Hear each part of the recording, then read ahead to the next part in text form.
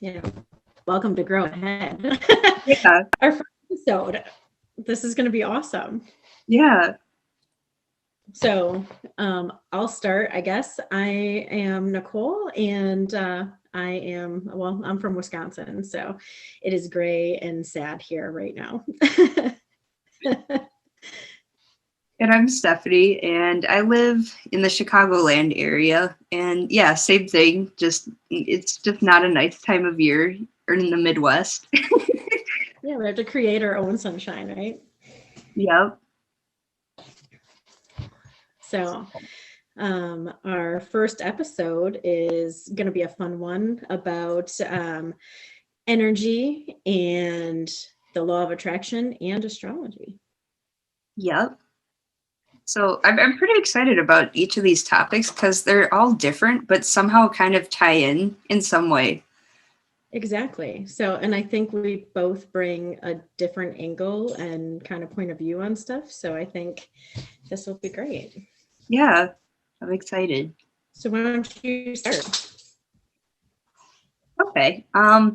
With the topic of energy, um, with all that and just different things I've seen, learned, gone through, I didn't really know too much about energy and that, how it affects us up until a few years ago, and how, negative thoughts can impact you, and in the same way positive thoughts can affect you. And it was an interesting encounter we had one time at Subway, actually, of all places. And it's really weird. Like, I can just feel things without, like, I don't know how to explain that and put it into words. I can feel like people's energy. And like, it almost feels like when it's negative, it's like, whoa, like you kind of feel like, I don't know, your chest might start to get, Sure.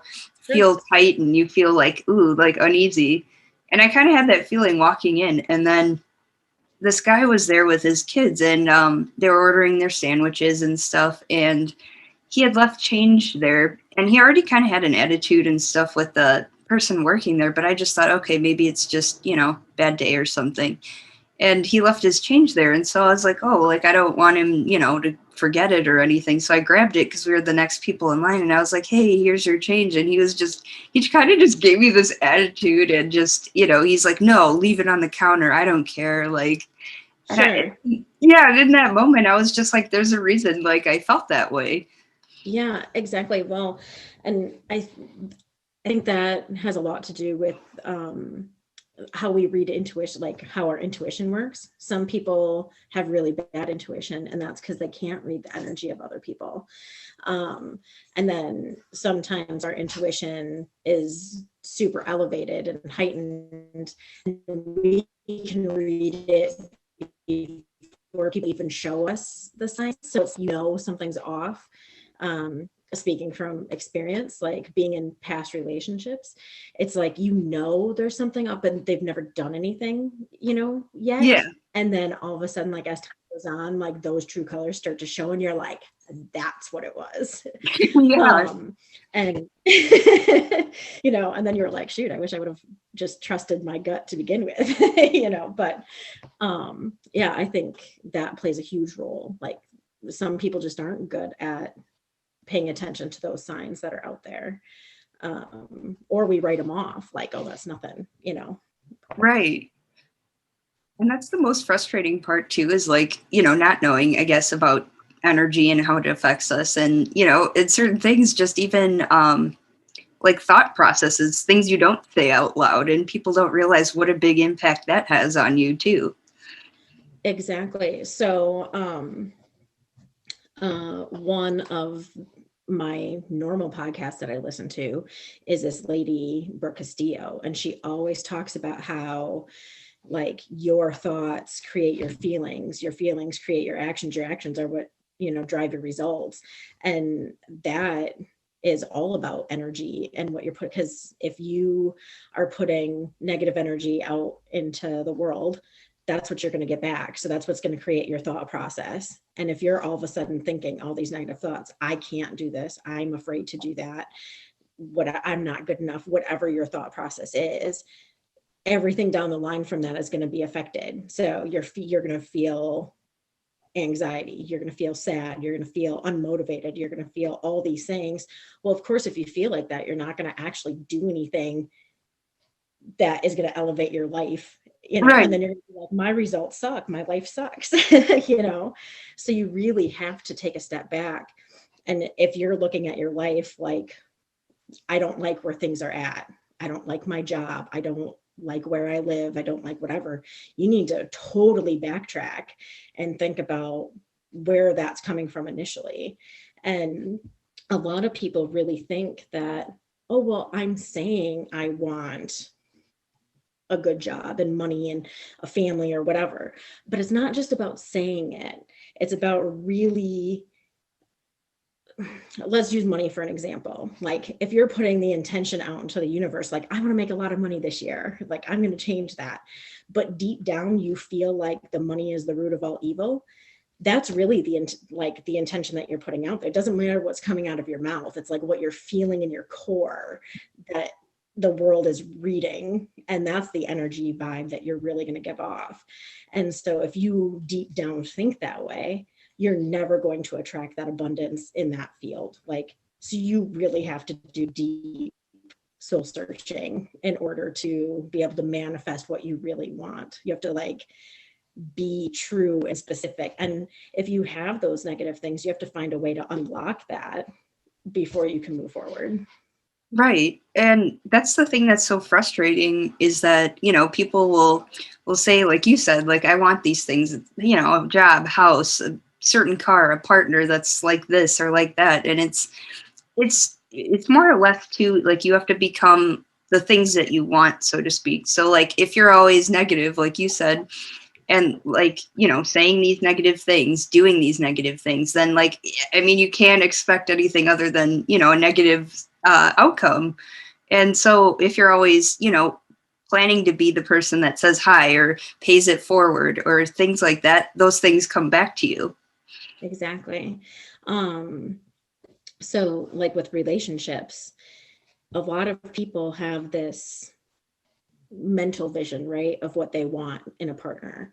And if you're not putting that in and you're always negative, even if your partner is the person that you want, you're not going to see it. You're only going to relate to the negative things.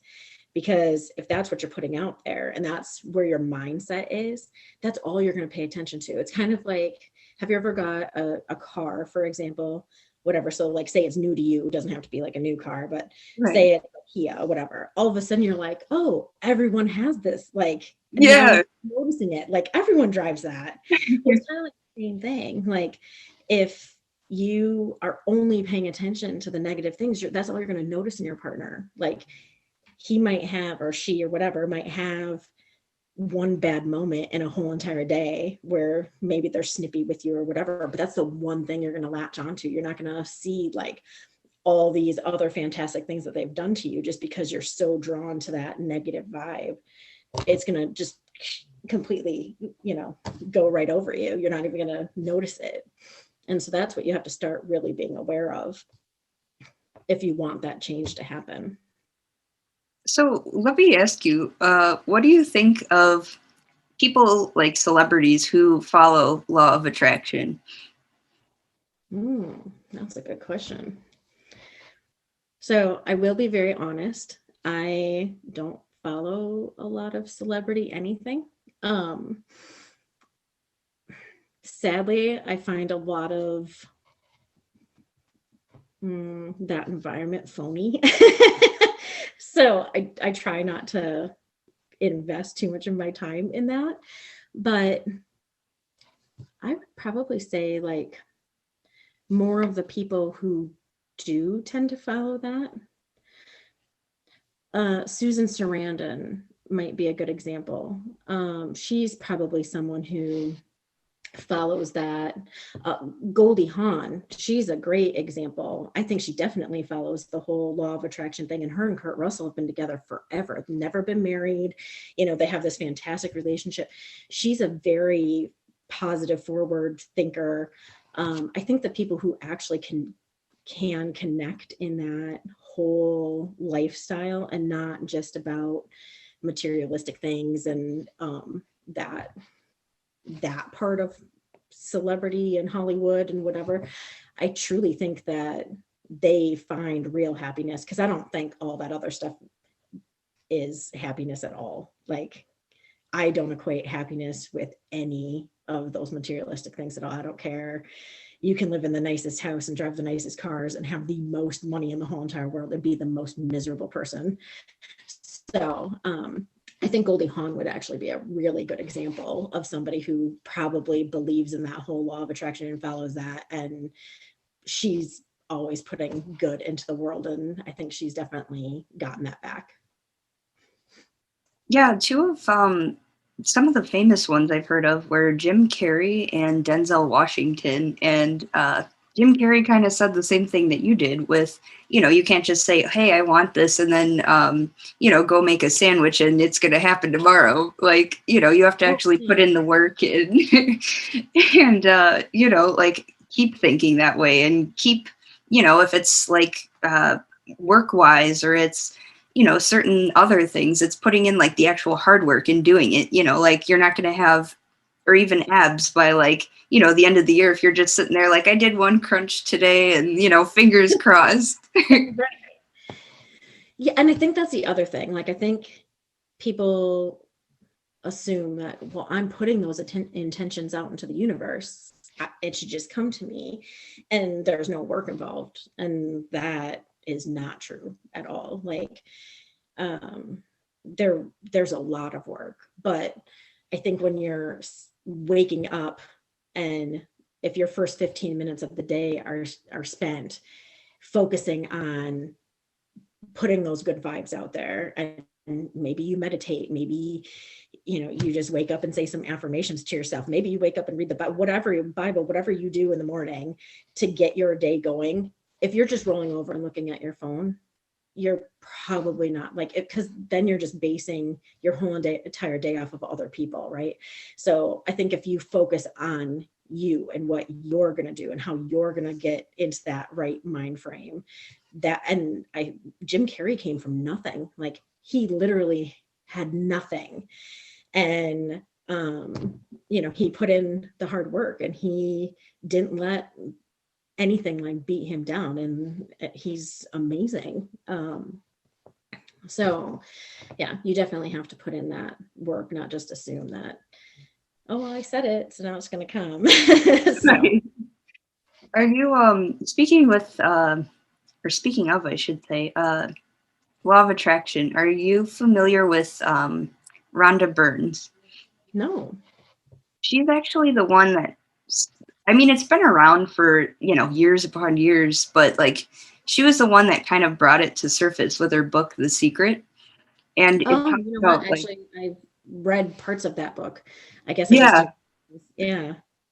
So she kind of was the one that like finally put it out there in a book, like, hey, this is what this means. And it's really interesting because like, people, you wouldn't think that, this book would be so profound and that you get so much from it. And people, who aren't aware of like what law of attraction is or any kind of energy or anything, might look at that and be like, well, this is just a book of, like quotes or wisdom or, but if you really, read into it and follow it, like I do believe that, you'll see results. Yeah, I agree too.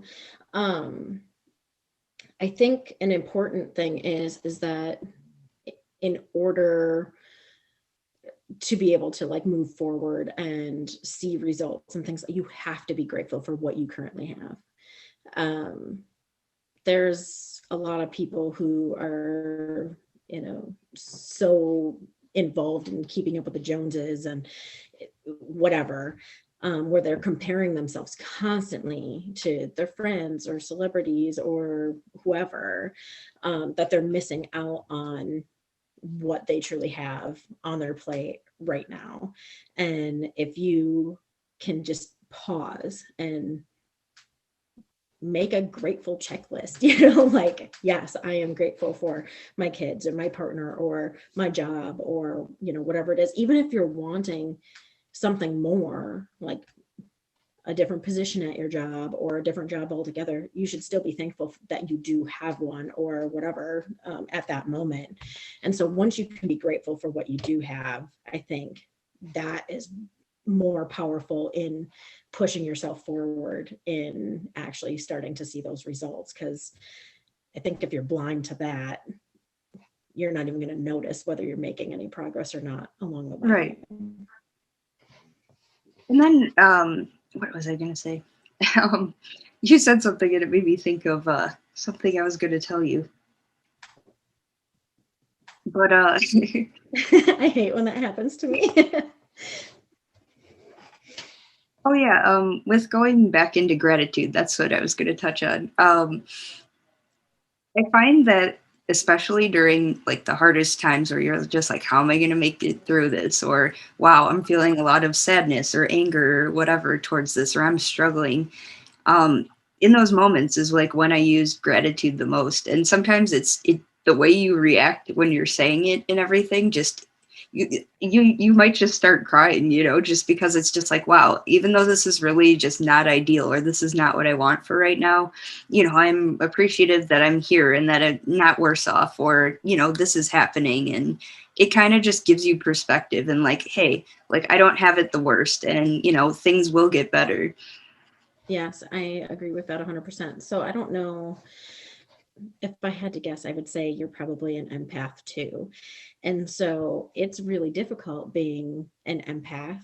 And, you're talking about energy, and the energy that you're putting out there is what you're going to attract, right? Well, sometimes you're taking on energies that aren't even your own when you're an empath. And so you have to be really careful about like making sure you can shed whatever it is that you take on. So like if you're in a great mood and then you go somewhere and all of a sudden, like for no reason, you're feeling heavy or sad or whatever, it's really, really, really important to take a couple of minutes, and even if it's just some breathing exercises, anything like that, and just be able to like, be like, whatever this is, it's not mine, and let it go.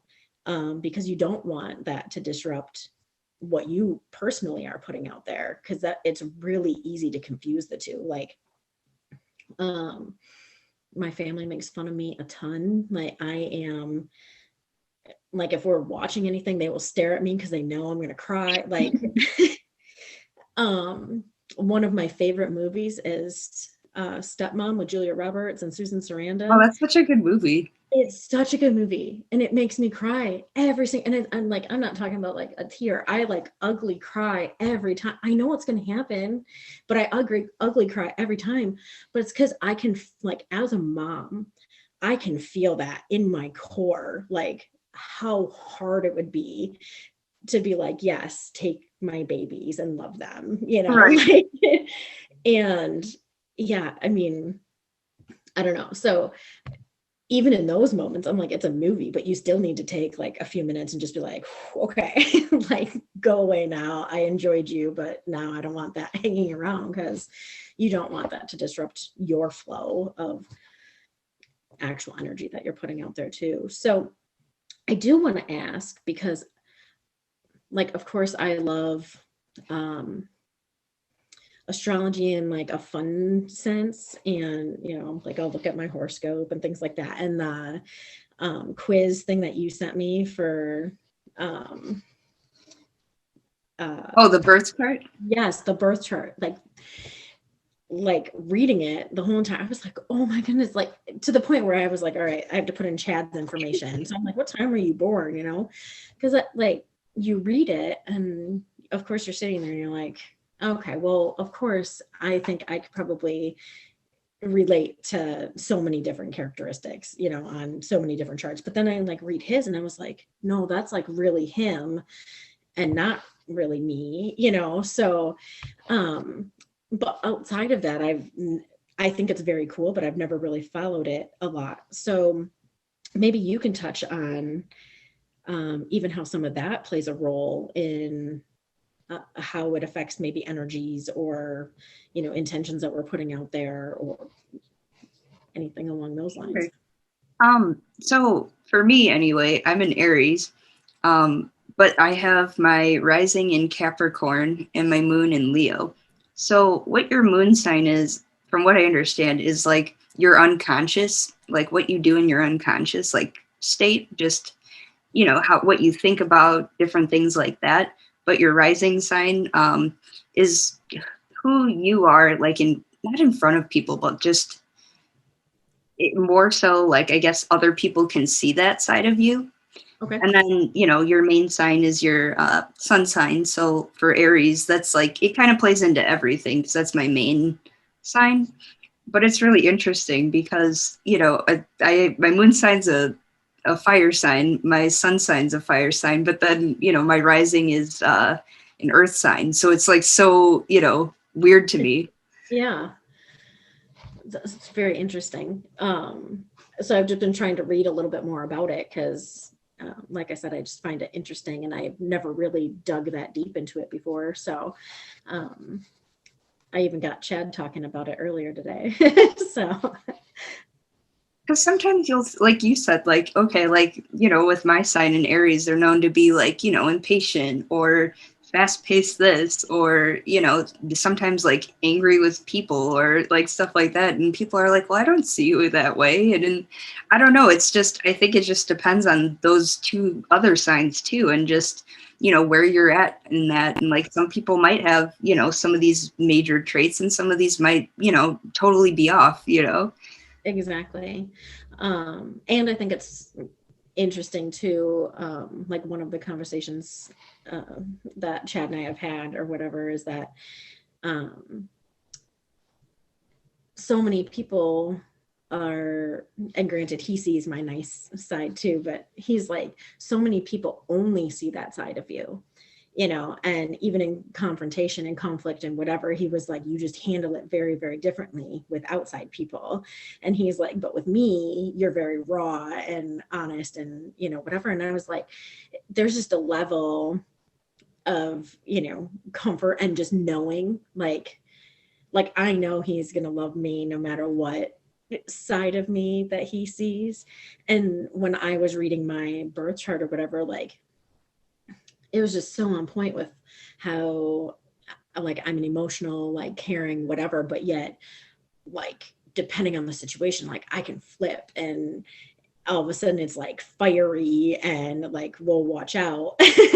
And that's very, very true, but very few people see that side of me because part of my personality is that I'm very, very guarded. And so I don't let a lot of people in on like the whole, I mean, it takes a lot for you to get into that part of my life where like you get the whole me. And he's like, so he was joking and he's like, I don't want the whole you. I want that, like that nice little bubble. And I was like, sorry, like, like once those walls come down, like I don't know, like there's no building them back up. Like, you're just in there now.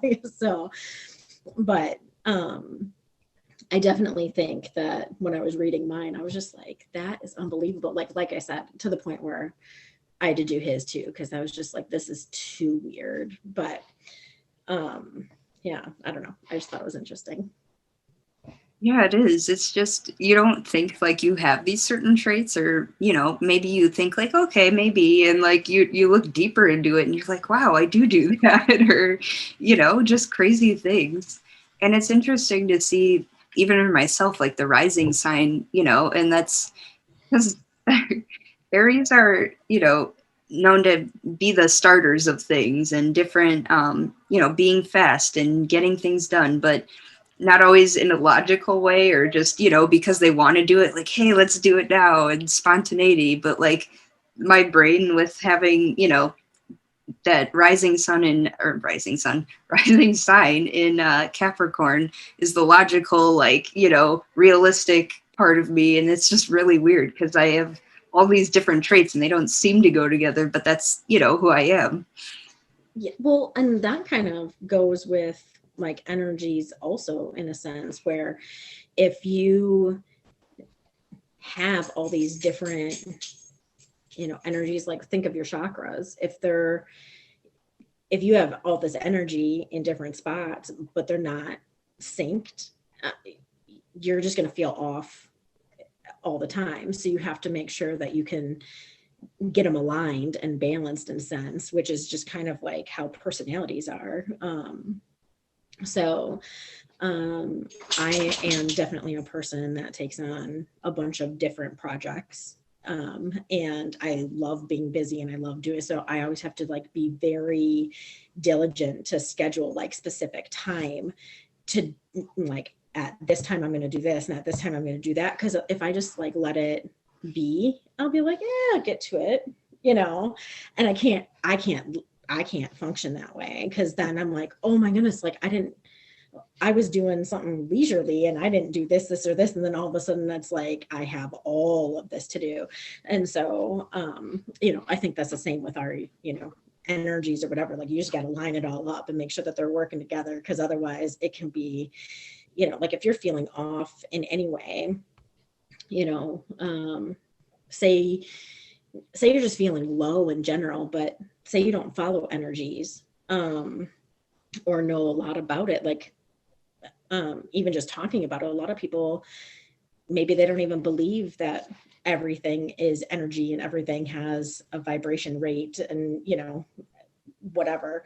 But if you just simplify it even and just know, like, if I'm feeling down, that it could be, so that would be low energy. And that could be from all sorts of things. I mean, it could be from physical illness that you might not even know about. It could be, you know, taking on other people's emotions. It could be it really from anything. And so you have to work on finding ways where you can figure out how to like boost your levels up yourself.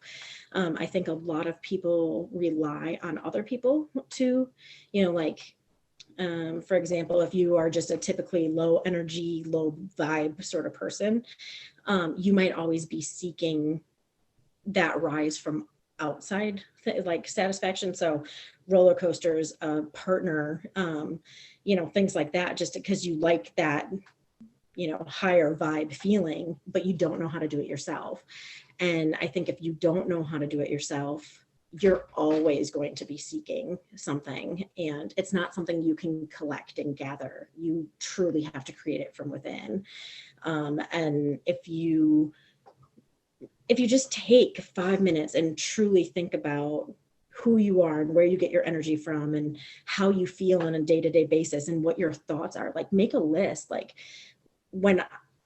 whenever anything happens, how do you respond to it? Do you respond instantly with a negative thought, or is it like, oh no, I think we could do that, you know, maybe we need to do it this way? Or, you know, if you can truly pay attention to how you're responding or where you're seeking these things from, I think that would help so many people in getting to where they want to be, instead of, you know, just going through the motions, I guess to say. Yeah. And so I think you just have to be way more aware of everything, from thoughts to what you're doing to like fill your own bucket, so to say.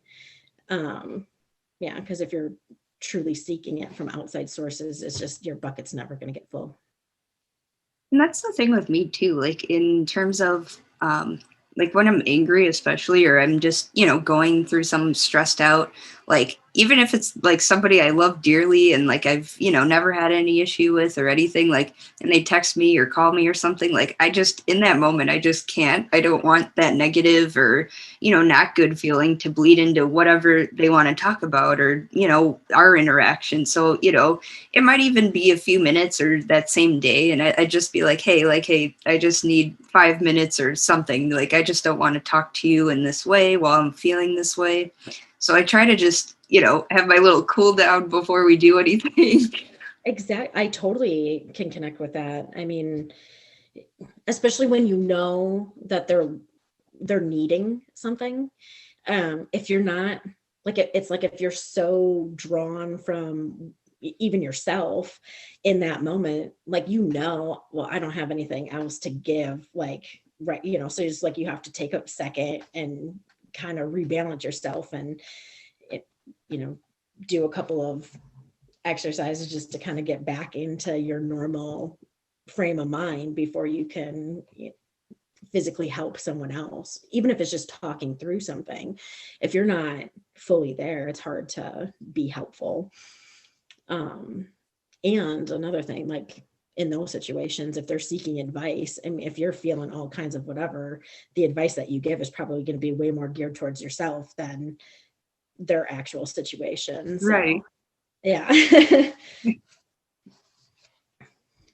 But yeah, I think that, like, paying attention to our own emotions towards different things, like, good or bad, and, even uh, with your body and stuff, like foods you eat, and like that can play a role in different things. And so, paying attention to those things, like, oh, okay, like my stomach seems to hurt when I ate this, or I feel sad when I'm around this person, or, and when you start to put those things together, you're like, oh, okay. Like, and you start to figure out even faster, okay, it was this person, or okay, it was this specific food. And it's just really interesting.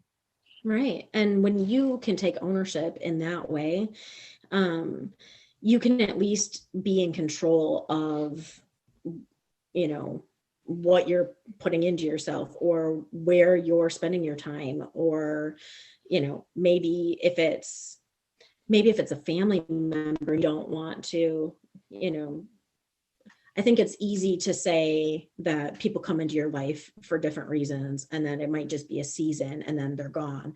Well, sometimes it's a family member and that's not so easy to just like, and cut ties with, even if they are negative all the time or whatever. But at least you can control what that relationship looks like as long as you're aware of, the energies that they're giving off that affect you.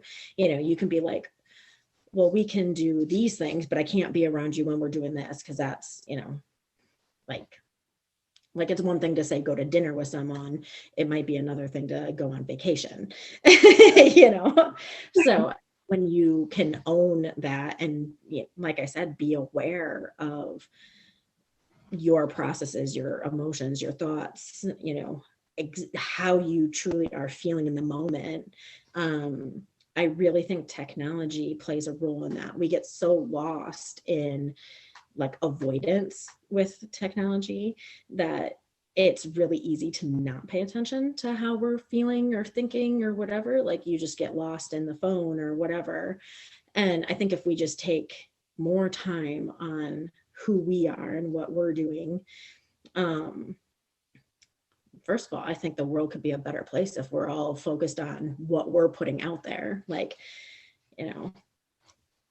if you're putting good into the world, it's going to be a lot better place. But, so I just think we just need to start focusing more rather than escaping. We can change how we're doing it. But going into change, I do think that, like what you had said with accountability, and I don't know why, just like in the last few months and in different things, I've just noticed, whether it was in the workplace or people I knew personally, and just, people not wanting to take accountability for things, and then, pointing the fingers, blaming everyone, and then they're wondering why, their life is not better. And it's like, until you can, look at yourself in the mirror and go, yeah, I messed up, or yeah, I did do that. Like, you can't move forward because you're always playing the victim. You're always thinking, like, I had no part in this. I was just there and it happened to me. Or, just things like that. It irritates me because it's like, even for things that, to other people don't seem big. Like even when I was little, I can remember, when the first thing I shoplifted at whatever age, and like, even looking back, I'm like, that was dumb, I shouldn't have done that, whatever. Like, even then I was accountable for, what I did.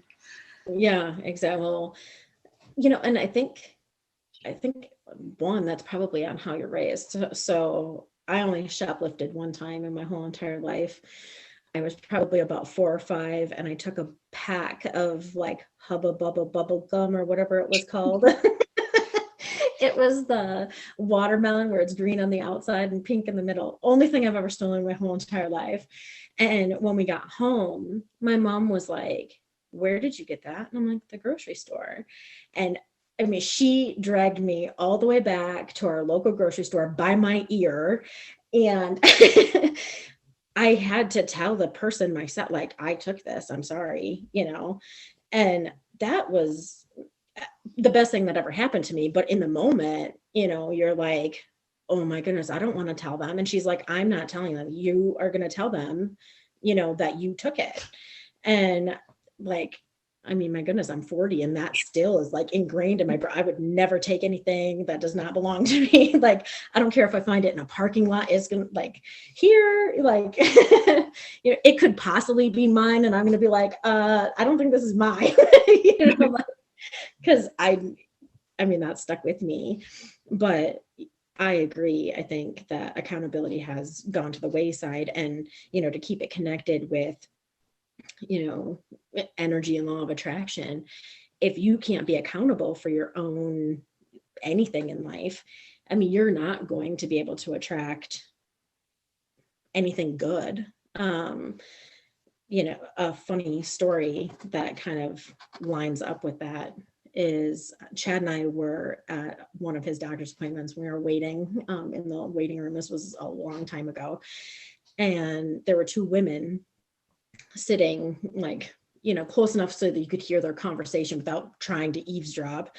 And it was the start of the school year. And the one mom says to the other lady, she's like, it's happening already. She's like, Susie's not getting invited to any parties or birthday parties or anything. And she's like going on and on. She's like, it happens every year, and then she starts talking about like different scenarios, like so-and-so went for a bike ride and they didn't take her with. And these kids had a birthday party and she wasn't invited. And then, like, I don't know, I think there was maybe a movie or something that she mentioned. And I just looked at Chad and I was like, okay, if every single year this is happening, like, why can't she talk to Susie and be like, hey, you need to think about how you're like exposing yourself to people, because whatever the vibe is that they're getting, it's not a good one, because now they're reciprocating with, like, sometimes it is you, sometimes you are the problem. And rather than, be mean or whatever, it's like people just want to avoid people who are negative all the time. Or, I mean, even as an adult, it's like, my goodness, I see people whose posts on social media are negative all the time. That's not me. And if your posts like every single day for 2 weeks are poor me, this happened to me, my life sucks, I meet you. Like, I don't need that negative junk in my life. Like, that just interrupts like what I'm trying to think and feel and whatever. And I don't want to be exposed to that all the time. That's not what I want to attract into my life. So, yeah, I just think that people need to stop and think, like, let me do a self-evaluation. What am I doing? Who am I? Like, what am I creating?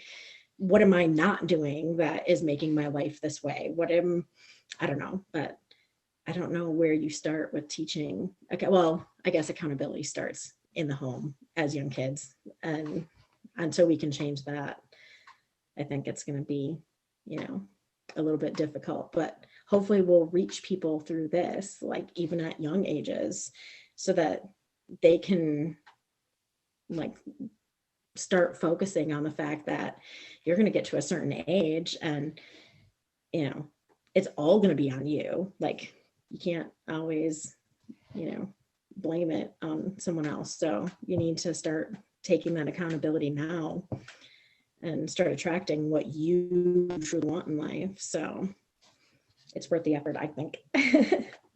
Even in the energy and law of attraction and stuff, like accountability is huge, and like diving deep into like the gucky gross parts of yourself that you don't even like, and like having to face that and go, okay, like what are we going to do to change it, to change the energy we're getting and putting out there. And I think that's a huge step. And I know it's, not easy, it's not fun, but like that's, doing the hard things now is what's going to help set you up for success in the future. Yeah, I agree. And I think having people in your support team that are willing to be honest with you, like, not everything is you're great. and when someone can feel comfortable to be like, look, when you do this, it makes people feel this way, or whatever it might be. um, that constructive criticism is important for us to be able to like self-evaluate and make changes, because sometimes we don't see, or sometimes we don't hear the tone of our voice, or sometimes we don't recognize the patterns that we seem to fall into, or whatever it might be. And when someone outside of you can be like, hey, I just notice you keep saying you want to lose weight, but you don't exercise regularly or whatever. That's not them trying to be mean. That's just them being like, I just noticed this pattern that you're in. You're not going to get to where you want to go unless you break that pattern.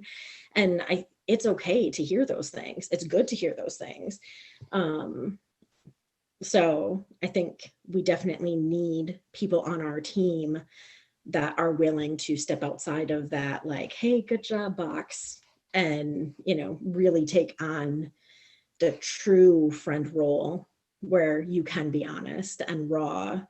And that also helps us shift our energies and our focus and whatever, so that we can move forward, because we're never going to get to these results if we keep doing exactly what we're doing right now. Right.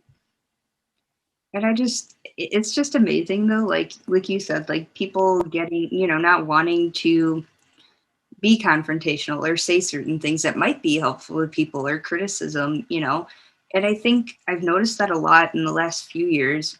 And, I think that goes hand in hand with people not wanting to offend people in one hand, but then, it could go either way. Like they could still go through it, or, maybe it's like messing them up enough to where they're like, well, I don't want to be a part of this group that's, offending people. So I just won't say anything and hope it goes away.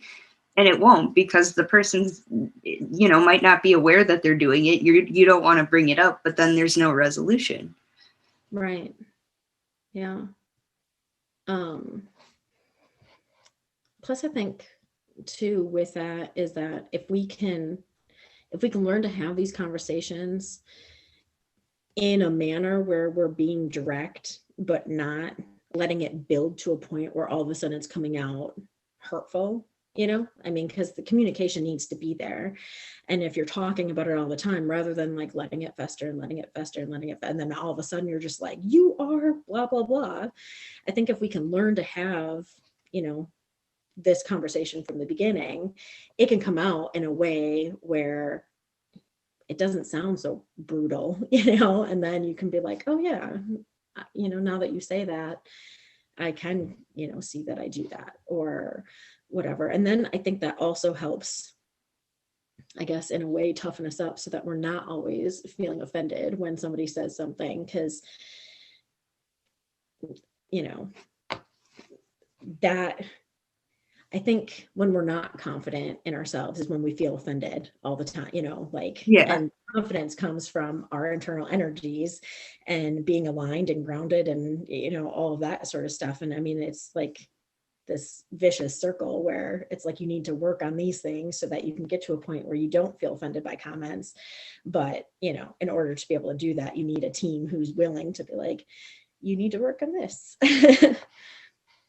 And I think that's the scary part about not having confidence, or being in that dark place, is that you're so easily influenced as well, like by other things. So like, I mean, like if you're feeling low enough, like, you might make this terrible decision or decide to start, using a substance to help you, or trying to seek validation in, ways that are not healthy. And I think that getting to that point of, okay, this is where I'm at, but this is what I have to do to be where I'm at, or where I want to be, I should say.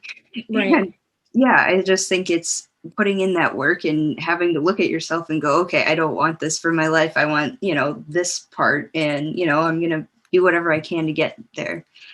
Exactly. And that is very true with, what I was saying earlier, where if you can't learn to fill up that bucket yourself, you are going to seek it in ways that could be detrimental to you. And so it's truly good to learn about, um, how I get with all the kids that we have. So obviously anyone who's listening that knows me knows that we have 5 boys, but they're 13 through 23. But I've seen a pattern among these kids that I never saw among like my peers when I was younger. Is this It's a very low vibe, poor me kind of mentality. There's a lot of darkness and sadness, and I think we really need to reach these kids and be like, you know what, you truly can make yourself happy. Like, I don't know if it's an unknown. I don't know if it's a fear to try. Maybe it's a fear of failing if they try. I'm not sure, but it's definitely something that I've seen a lot of, among this age group, where it's like I guess just connecting with the good things, like celebrating the little wins. It's not all or nothing. Like, you truly can divide everything you do up into baby steps. And if you don't need the world to celebrate your baby step, but you need to celebrate your baby step. And if you reach that, like, yes, be like, I did it, on to the next step. And that is how you learn to like self-soothe and find your own value. Because if you constantly are trying to, I guess, find your own value based off of what other people think, you're never going to feel like you have value. So you really need to learn like that part of it. So yeah, I think that is one of my big goals in all of this, is trying to connect with some of those younger people. Like, you know what, you can focus on you. You can, find happiness in the little things. You might come from a home with no money. You might come from a home with one parent. You might come from a home where you're super rich. There's, family all over the place. Like, who knows? It doesn't matter. If you feel low, like, you can turn that around and you can do it. Like, you don't need all of this stuff or these people or these experiences to do that. Like, you can create that. And I think that's really, really important for people to learn, I guess, at all ages. Well, it's like that saying, life is 90%, what you make of it, and 10% what happens to you. So I Exactly. think it's just, like learning to roll with the punches, and that life is not always, sunshines and rainbows, but it's also not, this deep, dark pit. It's just, you're going to keep rolling through the motions and tides of life, but you got to just keep hanging on, like knowing that there's better ahead. Exactly. And like, on those days where you feel like you are in that deep, dark pit, look for one light in it. One light. That's all you need. It doesn't have to be the brightest light, but there's something good in that moment, in that day, in that week. There's still something good. And as soon as you can learn to look for that, then the darkness won't seem so bad all the time. So, Yeah. So going back to astrology, is there have you ever known any like signs other than yourself that like maybe you just didn't get along with, or you got along with super well, and you're like, wow, and you find out what their sign is, or they give you some kind of information, you're like, huh, okay. yeah, so it's kind of fun. My dad is a Sagittarius, and like, we butt heads often.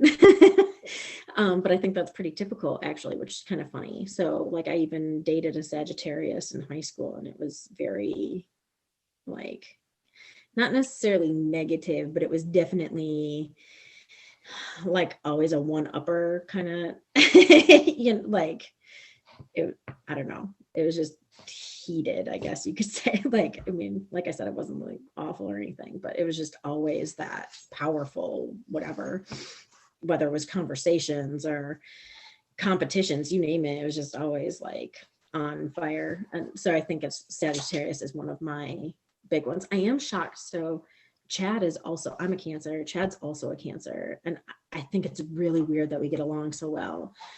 Because I don't think that's common. You know, we're both fiery and stubborn and, you know, whatever. And it's amazing that we get along as good as we do. I wonder too if it's not like that type A, type B thing, because you were saying like, well, this is more like you, and this one's kind of more, you know. So I Yeah, wonder if that kind of balances it out.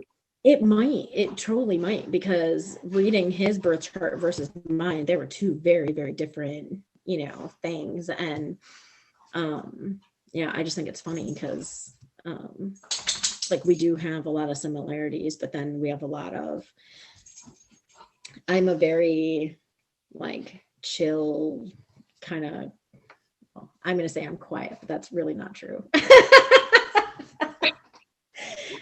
I'm just saying compared to Chad, like, you know, he is very passionate and fiery and whatever about a lot of things, and he likes to vocalize that. And me, I'm just kind of like, I'll vocalize it to some people, but I'm very quiet most of the time to like others. Or like a lot of people think that I'm like stuck up or whatever, because if I go to a place and I don't know anyone, I will talk to the person I know. It's not that I like don't like people, but I talk to the person I know, and it takes other people approaching me. Like if you approach me or whatever, then I will gladly have a conversation with you, and then I'm fine. But I don't go and seek that out. It's just not me at all. And so I just think it's funny because Chad will walk into a place, not know anyone, and talk to everyone in the room. So I'm a lot like you, and I don't know if that's from anxiety or what, but just, yeah, like if I know you, or even just texting a stranger or something, or like some kind of, you know, messaging or something, like where I don't, not that I don't want to hear what they're going to say, just like, you know, when you're just nervous and you're just like, okay, like, I don't know, just emailing, texting, all that's just easier because you can't see them and you don't know if they're, you know, like don't like you, or you know what I mean?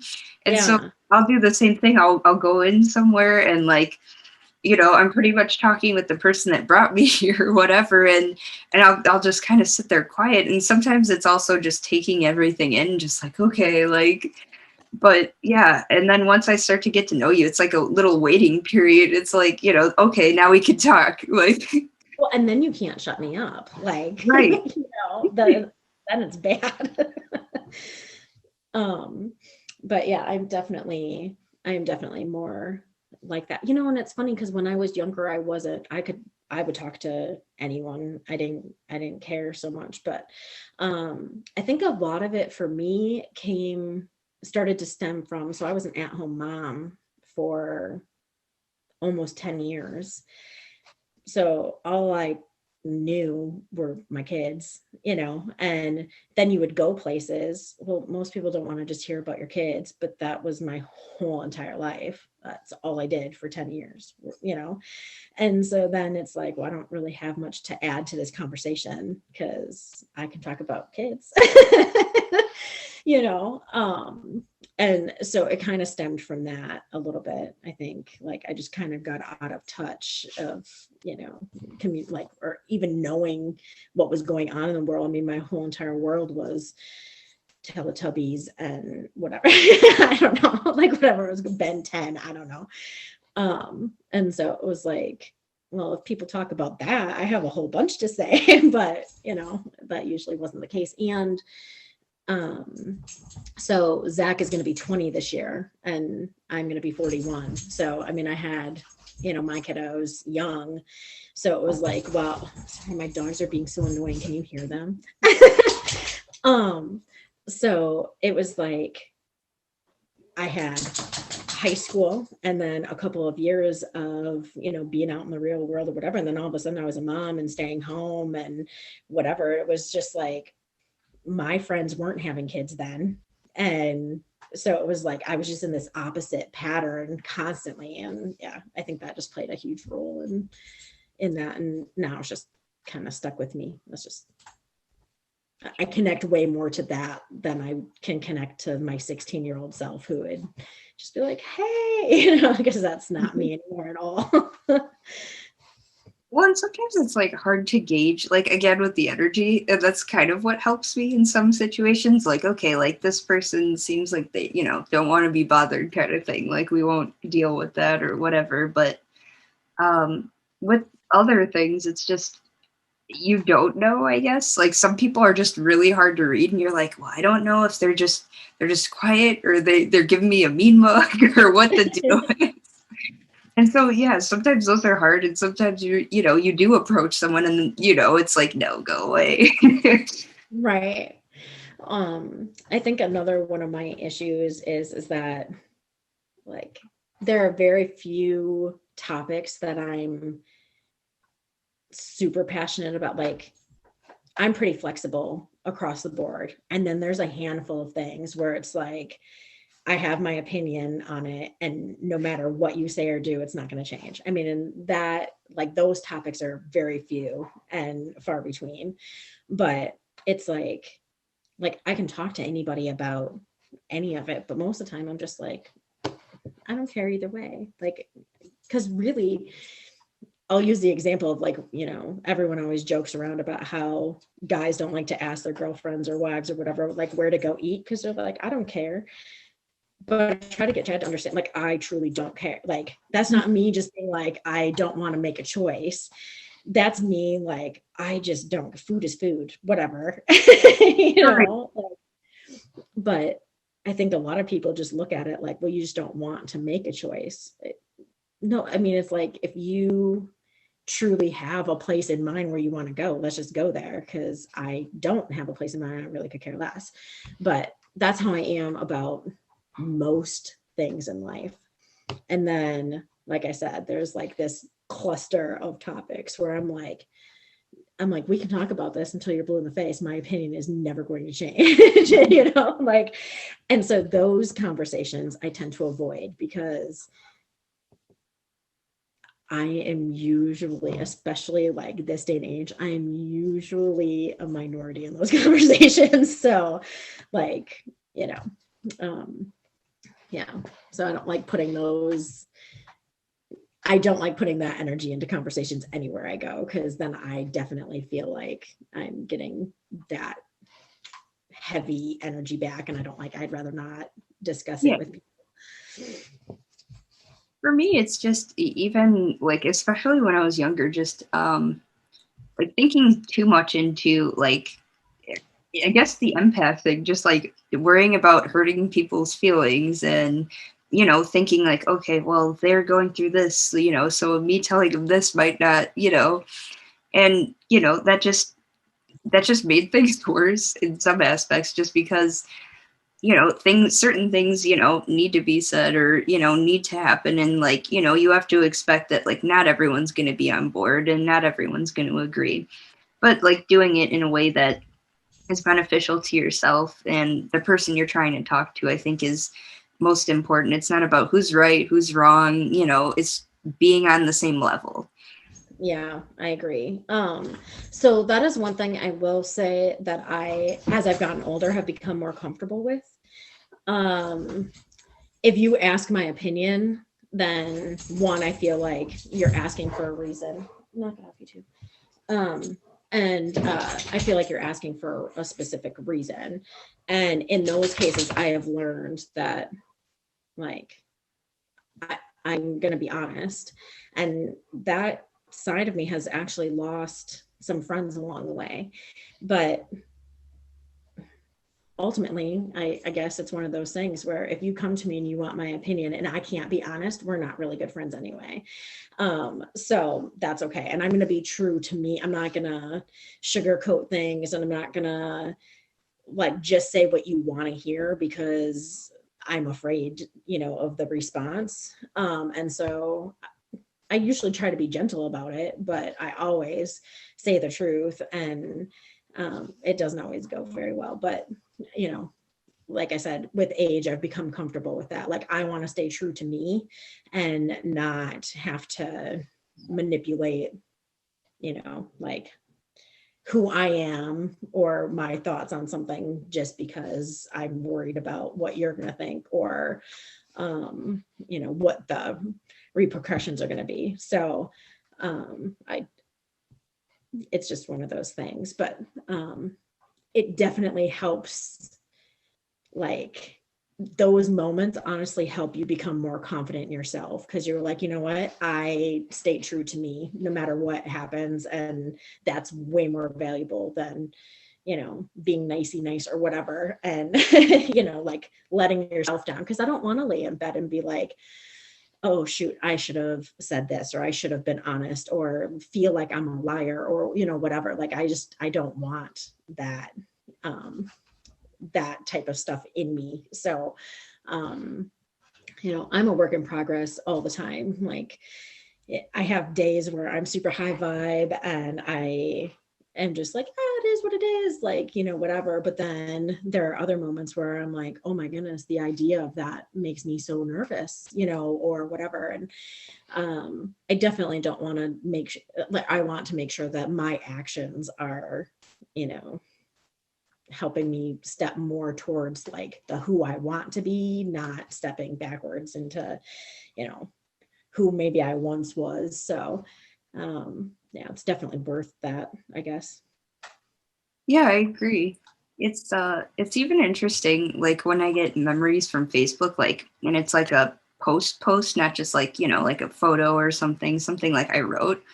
And I'll look back and I'll just be like, either A, I don't remember this, or B, just be like, wow, like that's not at all something I'd say now, like, or, this is negative, or wow, where I was back then is so much different than where I am now.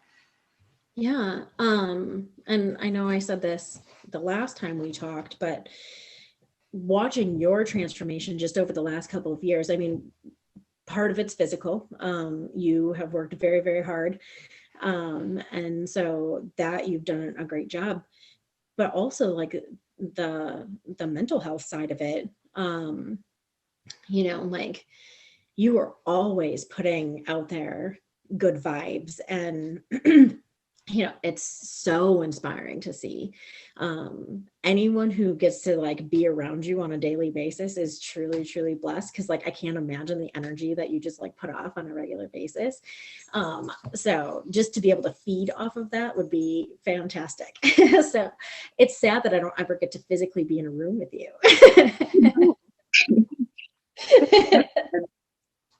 It's really annoying though sometimes, like my personality, just because it's like I am like life of the party depending on the situation, but like sometimes like I don't know if it's like, you know what I mean, like it's part of just being me. Like I always like to have fun and keep things positive and upbeat and stuff, but like if I walk into a room and it's just everyone's negative and there's not another positive person like me, it's like it feels like not bad to like be positive, but it just doesn't feel right. You know what I mean? No, I understand. People at like a party or something, you're like, yeah, like we're all gonna do whatever. But like, if you're just there at the party, you don't know anyone, you're not gonna be like, oh yeah, I have high energy, woo, like. Right. No, I totally understand. So, my family and a couple of friends were all doing a Biggest Loser challenge until January 1st.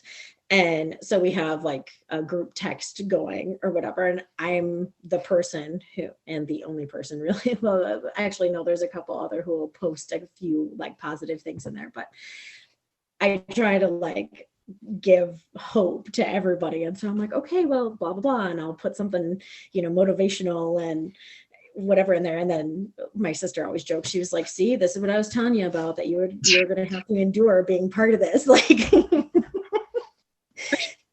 because I mean, that's just really like, I don't know. I'm always like, no, you got to look at the bright side. And my cup is never half empty. It is always half full. And, like, I don't know.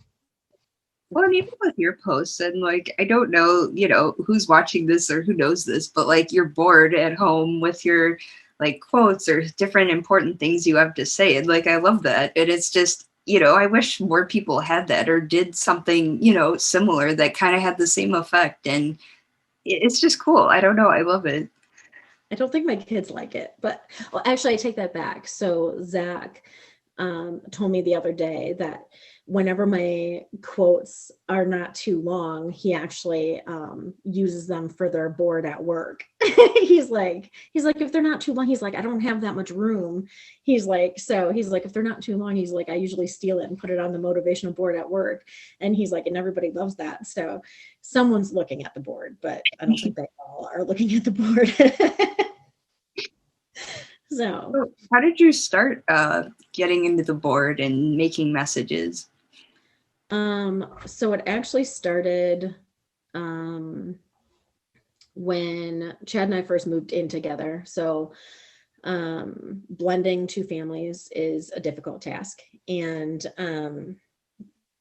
we wanted to be like in front of it. So we started going to counseling, Chad and I, and then then we started bringing the kids into it. But even the counselors were like, this is crazy. No one's ever done this before. But we were like, look, we want to like start this now so that we know that there's going to be hiccups along the way. Right. And so if we can find ways to make those hiccups a little bit smoother and whatever, rather than wait till there's a problem and then address the problem, we figured it would just go further for us. And so when we started that, it takes a lot to get young kids to, or I guess anyone, to really talk about their feelings and whatever. And you would just notice, like just from paying attention to them, you would just notice things about them or whatever. So the very, very first quote that so I just bought a little one and put it on a door of where we were living before. And the very, very first one was, don't decrease your value based on someone's inability to see your worth. And it just kind of started from there. And that just started to happen because of just some of the stuff that we saw our kids going through at the time. And then it's just branched from there. But sometimes I make the kids come up with a quote just to try and get them a little bit more involved. So, but they're not always too keen. Teenage boys are really, I don't want to say difficult because that makes it sound like negative. Being a girl, it's a very strange beast to be around teenage boys. Like, I don't understand a lot of how they work at all. So, yeah. But yeah, so that's how it started. That's cool.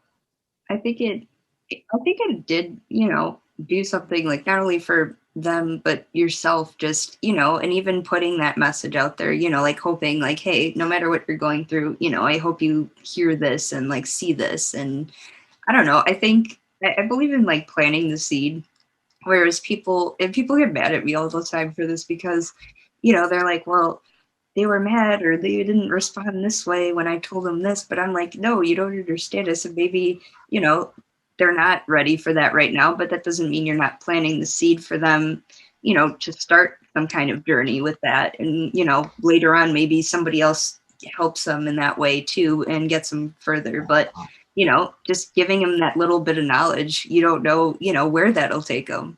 Exactly. Yeah, I agree with that 100%.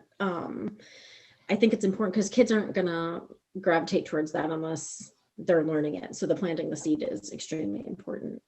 And, showing them the ropes and just teaching them the way of, listening to that inner voice and, if you're not liking something, how to work towards changing it and, all of those things, because they're not going to just naturally do that.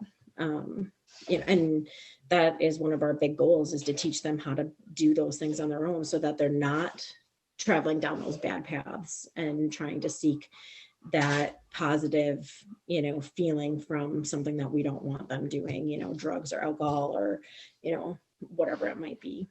So I just think it's really important to start, when they're young and getting that into their head, even if they don't, do it right away on their own, or even if they don't do it until they're on their own, like just giving them the knowledge that it exists, I think is important.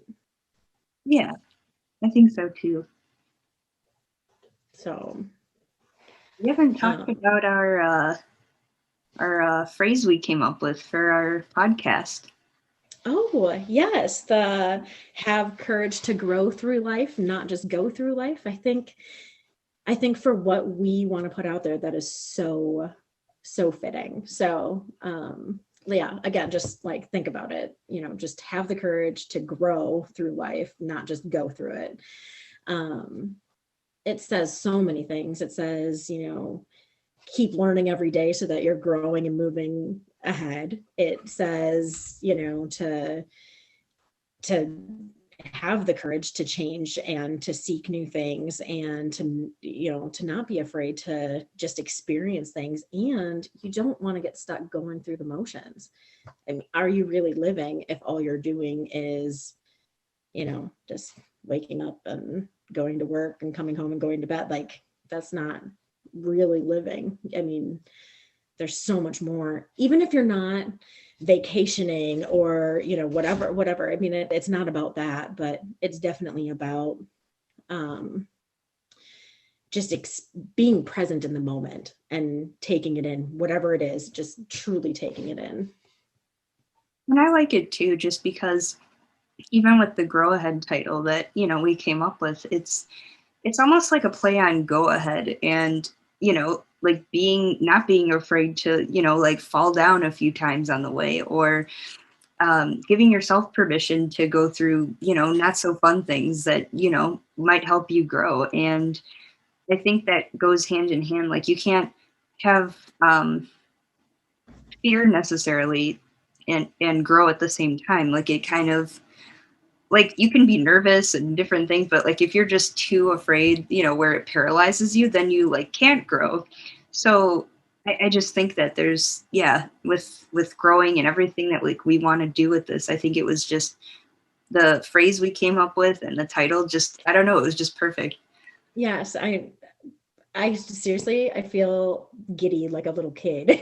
Like I just got $5 and I got, let loose in the candy store, so I'm truly excited about, so clearly if, to all of those who are listening, if you're like, oh, well, if they're only going to be talking about energy, like, I don't want to, it's not just that. We're going to be talking about so many different topics, probably even topics a lot of people don't want to talk about because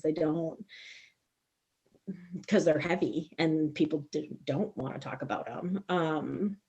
So I really, really hope that we can connect to all sorts of ages and all sorts of people and personalities, and no matter where you are on your journey in life, you could be at the highest point, you could be hitting rock bottom.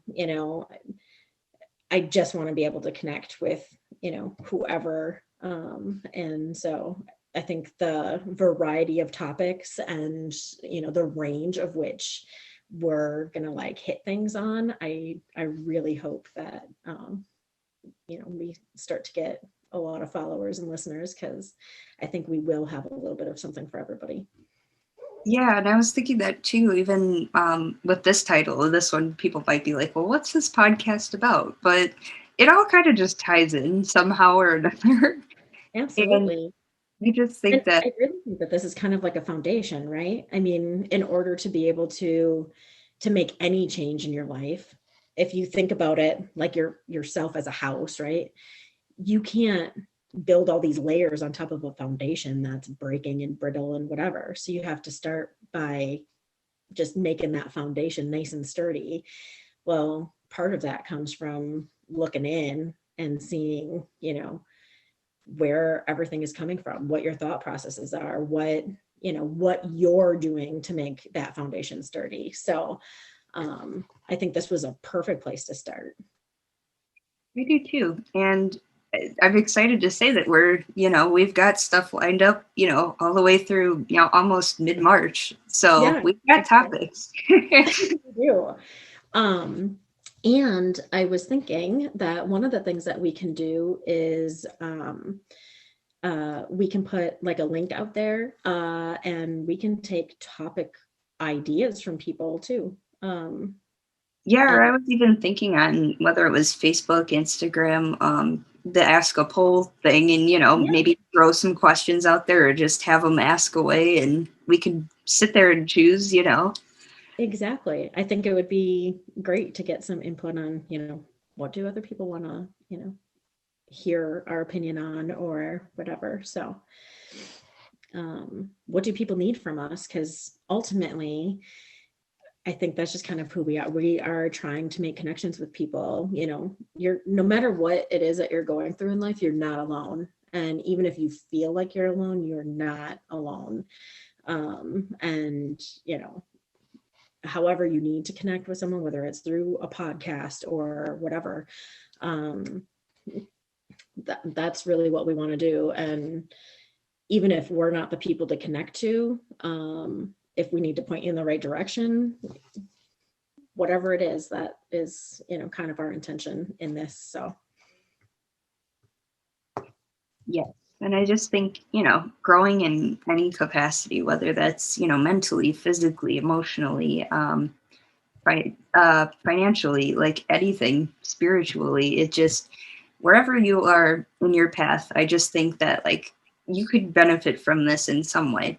And that's, I think where our topics are and what we want to do, I think, all sorts of people are going to come, watch this.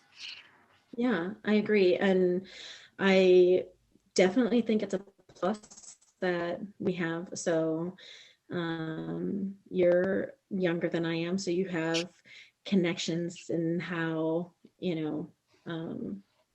just young. I feel so far disconnected from like like your like age group or whatever, just because well my well, like I think mostly it's because I've had kids so young that like I just way older than I am. But um I feel like I just have lost touch with some of that. And you guys have grown up with so many more advances. And I think even technology has played a role in, thought processes and feelings and, whatever, where I think I know it enough, but I feel like it's a big enough gap where I feel disconnected from some of that. And so I think having both sides of the spectrum, my granny self and you, I think we can, hit a wider range of people, which I think is fantastic. If it makes you feel any better, I'm in my 20s, and some of these even slang words, I'm looking up on Urban Dictionary. I'm like, what are you saying? Like, I don't know. And I just remember, I grew up with, AOL dial-up internet, and like even just that, and looking at where we are now, I'm like, wow, just in like such a short amount of That time. does make me feel better because we were 5 years ago when we were moving up here, we were going through stuff in our garage and the kids came across a pager and they were like, "What is this?" And I'm like, "Shut up." So yeah, they're like the kind of kids who are like, "Did you grow up with indoor plumbing?" I'm like, "Okay, I'm not that old, thank you." So yeah, so that does make me feel better because I truly feel very disconnected. I don't understand like I always have to ask the kids to interpret, like, I'm like, please talk English to me, not text. I don't know what that means. Funny. So yeah, so anyway, I think spend this week being grateful, and everyone who listens to this should make a list all week until our podcast next week. Make a list of everything that you think, and when you're faced with something, be like, what's my initial reaction to that? Is it negative or positive? Just kind of keep track of that and start from there, because I think until you recognize that, you're not going to be able to grow ahead. So start by just paying attention to you and maybe different situations, how does that make you feel? Keep keep a diary for a week and just pay attention to that. And I think everyone should find, if not every day, one thing, at least one thing in the week that they're just grateful for, even in, the midst of the storm and, maybe some negative things occurred during the week. But, what's that one thing that really just, you were just super grateful for? Yeah. So I like doing, like in the morning when I first wake up, I truly like, saying affirmations or whatever it might be, just to kind of get my day going. Like, you've got this kind of thing. And if you feel like, okay, well, that's kind of hokey or, whatever, it's okay. There's no right or wrong on how you do it, but you should spend that first 15 minutes, like, just don't get on your cell phone right away. Don't jump on Facebook. Don't check your email. Don't whatever. Just wake up and, just say to yourself, like, what you want to accomplish that day, even if it's one thing, even if it's like, you know what, I'm going to ride the bike for 30 minutes, no matter what today. Just set something, and when you can start physically putting, like, you should get a calendar, and like every time you do what you set your intention to, like, put a check mark or an X or whatever on your calendar, you'll start to see like, oh my goodness, I am doing it. I am making progress. I am whatever. But, I just really, really think it's important to do that. But one of the things I read about when we first started talking about this was in Hawaii, they have like a tradition. It's called like Ho'oponopono or something like that. And all it is it's like a daily thing where they say, all they do is, it's like a meditation, and they say 4 things. They say, I'm sorry, please forgive me, I love you, and thank you. And it can be, I'm sorry for anything. Like, I'm sorry if you was mean to someone yesterday, or if I was short. It could be anything. It could be, I'm sorry that I fill in the blank, whatever it is. I'm sure every day we all have something that we are probably sorry for.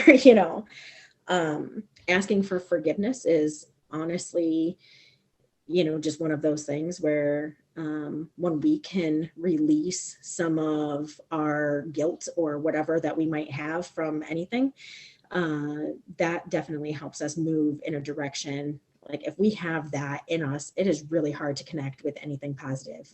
Even if it's guilt from something that you did 15 years ago, it's like, if you have that, and then I love you is to anything and everything. So whether it's, yourself, your family, if they're like, if you believe in God, whatever it is, that's where the I love you comes from. And then thank you is just showing your gratitude for the, for the day. Thank you for everything that I have.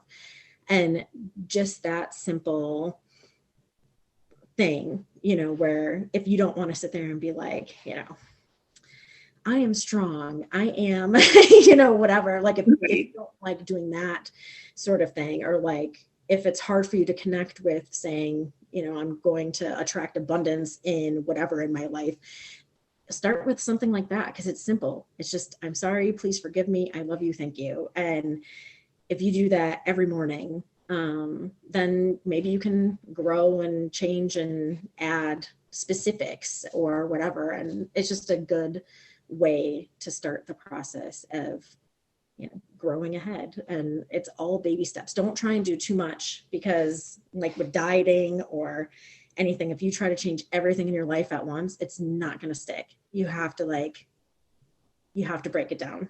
So yeah, I agree. Just in growing, everyone's journey is different, and the situations we may face may even be different, but at the end of the day, knowing that you're putting making some small step towards that goal or where you want to be every day is, and consistently doing it is going to lead you to where you want to be. Like with, obviously the added intention of, thinking positive and thinking you're deserving of it. And it, you just deserve to have it. It's not just, you can't just, like you said, like have a negative, mindset and then just, and then continue to like, I'm grinding and I'm working hard, but yeah, you got to have it all, coincide, even if it's small. Exactly. And I think the last thing that I want to say is remember, we're all human. You're not going to have every single day, all day be positive. I mean, that's completely unrealistic. So, allow yourself some grace and just know that, if you have a moment where someone cuts you off in the car, it's going to take a little bit of time to be able to get from, maybe honking and flipping the person off to, glad everyone's okay, nothing happened. So it takes time to get there, and just, be okay with, even if you're positive twice in one day when normally you're not, like, again, count it as a win, and then tomorrow try and be positive 3 times, and whatever. I mean, just do it gracefully and just don't give up if you have a bad day, like, tomorrow's a new day, just start again. I agree 100%. And like, every day you wake up is a new day to start new, start fresh. Exactly. So, perfect. Do you have anything else you want to add? I think we should close with our statement. Okay. Yeah. So have courage to grow through life instead of go through it. Yeah. And take that however you will, but just know that you're growing, and through going through changes, that's what helps you learn and become more than you thought you were. So for anyone struggling, going through anything right now, keep that in the back of your mind. Absolutely. Yes. So the sun will come out again tomorrow. Yeah. Alrighty. Well, this was episode 1. And if you're listening to this, it should be up January 27th. And you should look forward to listening or seeing us every Wednesday. Yes, that'll be awesome. And so you'll be able to watch the video on YouTube. And then where can they catch the podcast? The podcast they can catch on Spotify, Apple Podcasts, and SoundCloud. Perfect. So check us out, refer us to your friends. If you do listen to us, make a comment wherever you watch us at so that we know that you're watching or listening or whatever. So yes, we'd love to hear from you.